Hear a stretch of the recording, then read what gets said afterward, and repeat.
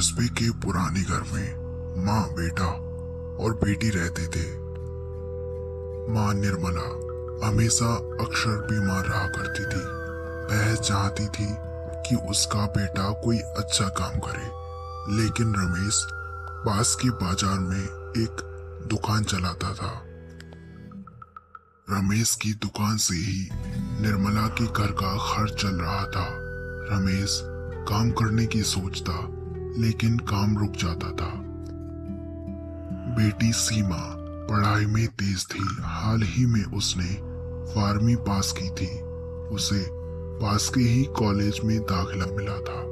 रमेश जो काम से घर देरी से लौटता था, वह आज जल्दी घर आया।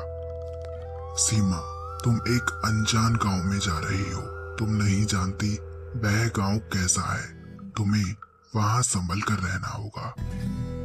माँ, आप चिंता मत करो, मैं ठीक से रहूंगी। अच्छा ठीक है, मैं अब चलती हूँ, नहीं तो ट्रेन निकल जाएगी। इतना कहने के बाद सीमा वहां से चली गई और दोनों भाई बहन स्टेशन पर पहुंचे। सीमा, तुम नहीं जानती वह गांव बहुत खतरनाक है, संभल कर रहना। सीमा के दिल में डर बैठ गया और वह थोड़ा सा मुस्कुराई। थोड़ी देर बाद उसकी रेलगाड़ी चलने लगी और 2 घंटे के सफर के बाद सीमा पहुंच गई। लोग उसे घूर रहे थे। उसने सोचा शायद वह नई है, इसीलिए देख रहे होंगे।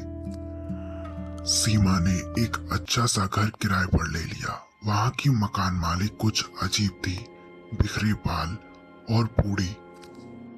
सीमा पहली रात जब सोने की कोशिश कर रही थी, तो अचानक अजीब सी हंसी उसके कानों में गूंजी। सीमा ने अगले दिन वहां के लोगों से पूछा, क्या उस घर में कुछ अजीब रहता है? मुझे बहुत अजीब लगा।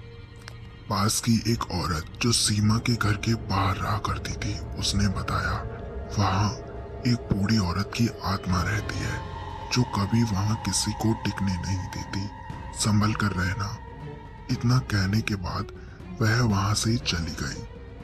अगले दिन सीमा सोने की कोशिश कर रही थी, लेकिन अजीब आवाजें मुझे आज भी सुनाई दे रही थी। मैं उठी और उसने देखा कौन है।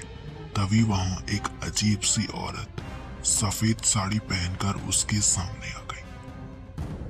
अचानक अजीब सी सड़ी हुई गंध सीमा के चारों ओर फैल गई। सीमा डर चुकी थी। वह जानती नहीं वह कौन था। वह उससे माफी मांगने लगी और कहने लगी, मुझे जाने दो।